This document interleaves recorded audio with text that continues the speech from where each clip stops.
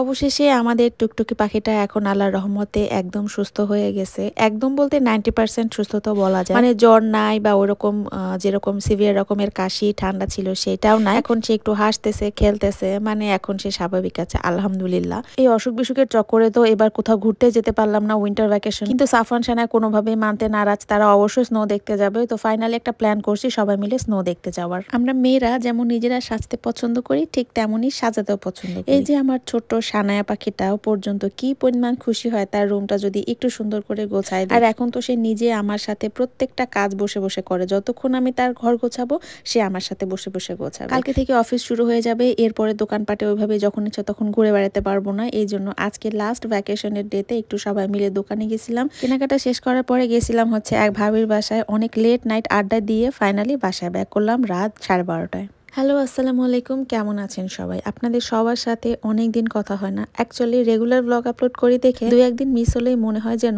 অনেক দিন কথা হয়। ইনবক্সে তারপরে কমেন্টে আপনারা সবাই অনেক অনেক দোয়া করছেন দেখে দেখেন সুহানা বাবু আলহামদুলিল্লাহ অনেক তাড়াতাড়ি রিকভার করে ফেলছে আর এখন আলহামদুলিল্লাহ একদম সুস্থ। আপনারা হয়তো অনেকেই জানেন যে আমাদের সাফওয়ানের সানায় ওদের কিন্তু জন্ম ফুকুই শহরে। আর ফুকুই হচ্ছে জাপানের একদম কান্ট্রি সাইডের একটা ছোট্ট শহর, যেখানে বছরের 8 মাসই থাকে হচ্ছে প্রচন্ড ঠান্ডা।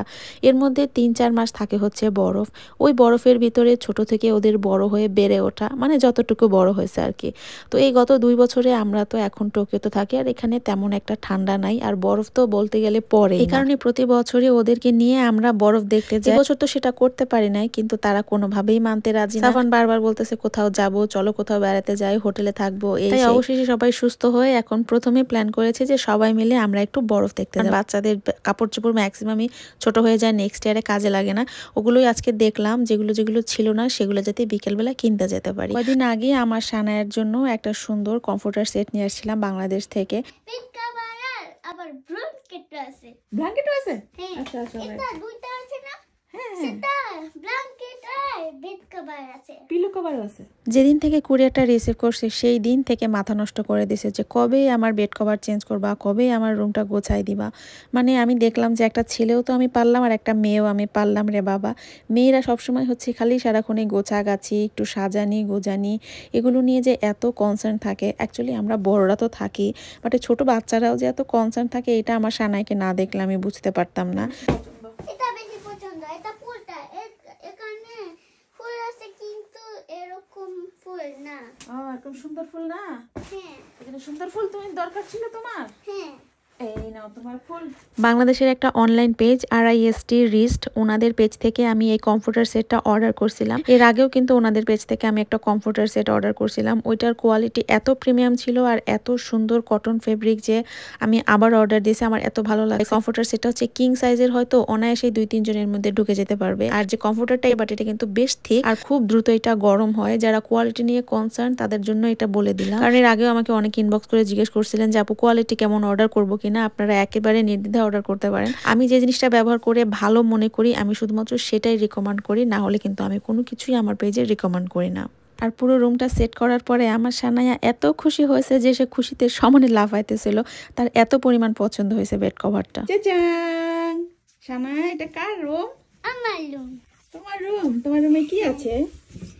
এখানে আমার পুতুল আছে। এগুলো তোমার পুতুল? হ্যাঁ, তারপর এখানে খেলনার বই আছে। খেলনার বই আছে? হ্যাঁ। এই বই তুমি পড়ো? পড়ি। আচ্ছা, অনেক পড়ি। অনেক পড়ো। এখানে কি আছে? ফুলদানি আছে? আরেকটা পুতুল। এটা কি তোমার? এটা আমার সিদকে। Alarm clock? হ্যাঁ, এখানে সব লেখা আছে তাই। এখানে তুমি এটা শব্দ হলে ঘুম থেকে ওঠো? হ্যাঁ। কিংস্টার? এটা আরেকটা বাসায় সেম এটা আছে। সেম আছে? আমার ড্রেস আছে। এখানে খেলনা? খেলনা। এখানে মেকআপ বক্স? হ্যাঁ, এখানে মেকআপ বক্স। লক দিয়ে খুলতে হয় দেখি। ওরে সুন্দর। এটা কি? আংটি? এটা কি মা? আইশ্যাডো।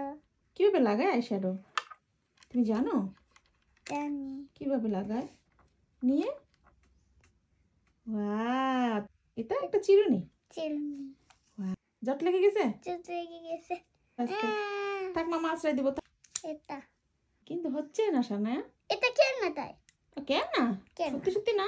সত্যি সত্যি না, সত্যি সত্যি এখানে আছে পারি ও, এটা কোথায় দেয় না? মাথায়। এটা কি মা? এটা কে বানাইছে? আমি, এটা আমি বানাইছি না, কিনছো? কিনছি। এই দেখো এখানে ক্যারেক্টার আছে, দেখতে খুব সুন্দর একটা ক্যারেক্টার। লকও করা যায়? এরকম করা যায়, ব্যাগের মতো করে নিয়ে হাঁটা যায়? হ্যাঁ অনেক ডায়মন্ড আছে মনে হয় মাঝখানে একটা। হ্যাঁ, মাঝখানে একটা ডায়মন্ড আছে। অনেক বড় ডায়মন্ড না? কিন্তু অনেক বড় লোক। এটা আমি ছোটবেলায় করেছিলাম। এখন তোমার বড়বেলা? হ্যাঁ, এখন আর ছোট নাই? আর ছোট নাই। ছোট আছো তো এখনো? না, বড় হয়ে গেছো? হয়ে গেছি। আচ্ছা। এটাও আমি নিজে বানাইছি। এটা দিয়ে কি করে? তাহলে কি হয়? গালটা পিঙ্ক পিঙ্ক হয়? হয়। তুমি তো এমনি পিঙ্ক, তাইলে আবার লাগবে? আর একটু পিঙ্ক হইতে হবে। আর একটু পিঙ্ক হবে? আমি যখন 7 বছর হব সেই তখন এই টেবিলটা আরেকটা কিনবো। ও, 7 বছর হয়ে গেলে তখন তুমি একটা টেবিল কিনে দিবা? কে কিনে দিবে তোমাকে টেবিল? পাপাকে বলেছো? হ্যাঁ, পাপা কি বলে? পাপা কিনে দিবে বলছে মা? হ্যাঁ। আচ্ছা ঠিক আছে, ইনশাআল্লাহ। আর সাইকেলও কিনবে। 7 বছর জন্মদিনে? সুহানা ওর বাবার কাছে ঘুমায় রয়েছে দেখে একটু সময় পাইলাম, আর দুই মামে মিলে অনেক গল্প করলাম আর সুন্দর করে রুমটাও গোছায় নিলাম। এখন আমরা যাব একটু দোকানে, ওই যে বলছিলাম না যে কিছু উইন্টারের কাপড় চোপড় কিনতে হবে সাফওয়ান আর শানার জন্য। এই যে দেখেন আমার শানার একটা মজার জিনিস দেখায়, ওর চুলে না পুরো ম্যাগনেট, হাত দিলেই না সেই চুম্বকের মতো হাতের সাথে লেগে পড়ে। আর এটা শুধু শীতকালেই হয়, অবশ্য আমার নিজের চুলেও হয়। যাই হোক, আপনারা এরকম টুলগুলা অনেকেই আমাকে ইনবক্স করেন যেগুলো কোথায় পাবো বাংলাদেশের। আমি কিন্তু জানি না বাংলাদেশে কোথায় পাবেন এই জিনিস, আমি শুধুমাত্র জাপানেই দেখছি। আর এটা জাপানের অ্যামাজনে সেল হয়। এটার নাম কি জানো তুমি? তোতরো তোতরো তোতরো তোতরো তো সুন্দর না সাফওয়ান? এটা সুন্দর না? তাইলে এটা সুন্দর না বলতে চাও? না, এটাও সুন্দর, কিন্তু সবচেয়ে সুন্দর এইটা। না, তাইলে এটা সুন্দর এইটা। না, এটা ওদেরকে লাস্ট খেলনা কিনে দিছি, সেটা হচ্ছে 25 দিন হয়েছে আর 5 দিন বাকি আছে। ওদেরকে বলছে যে 5 দিন আগে আমি কিছু কিনে দিব না। দুই ভাই বোন আমার উপরে খুবই বিরক্ত হয়েছে যে কেন আমি কিছু কিনে দিলাম না। শেষমেশ অবশ্য তারা তাদের বাবাকে কনভিন্স করতে পারছে, আর তাদের বাবা তাদের পছন্দ মতো কিছু একটা কিনে দিছে আর কি। এই যে এইটা কিনে দিছে শানাকে আর সাফওয়ানকে একটা কার। যাই হোক, আমাদের যা টুকিটাকি কেনাকাটা ছিল সেগুলা মোটামুটি আমাদের এখান থেকে কেনা হয়ে গেছে। আর এই যে এত গরম ছিল, সবাই সোয়েটার খুলে আমার হাতে ধরাই দিয়েছে। সন্ধ্যার পরে গেছিলাম হচ্ছে এক ভাবির বাসায়, সেখানে ভাবি ডাকছিল চা খাইতে। অবশ্য শুধু যে চা খাওয়াইছে তা না, চায়ের সাথে টাও খাওয়াইছে আর সেই সাথে মজার বিরিয়ানিও খাওয়াইছে। শুধু আমরা না, বাচ্চারাও অনেক মজা করছে। অনেক মজা। ওই যে আন্টিকে বলো। অনেক মজা আনছে। আচ্ছা, থ্যাংক ইউ। মানুষ মুড়ি খায় সন্ধ্যায় আর আমরা মুড়ি খাইছে হচ্ছে রাত, তখন প্রায় 11:30 বাজে। প্রতি বছরের এই সময়টা না, মানে উইন্টার ভ্যাকেশনটা আমাদের ঘুরতে ঘুরতে কাটে। এই প্রথম মনে হয় যে এই বছর আমরা আসলে ঘুরতে কোথাও যাই নাই। তারপরও শেষ দিনটা খারাপ কাটে নাই, খুব মজা করলাম সবাই মিলে, অনেক গল্প করলাম আর বাসায় ফিরলাম মনে হয় রাত 12:30টার দিকে। আজকের ব্লগটা এখানে শেষ করছি। সবাই ভালো থাকবেন, আমাদের জন্য অনেক দোয়া করবেন। আজকের মতো আল্লাহ হাফেজ।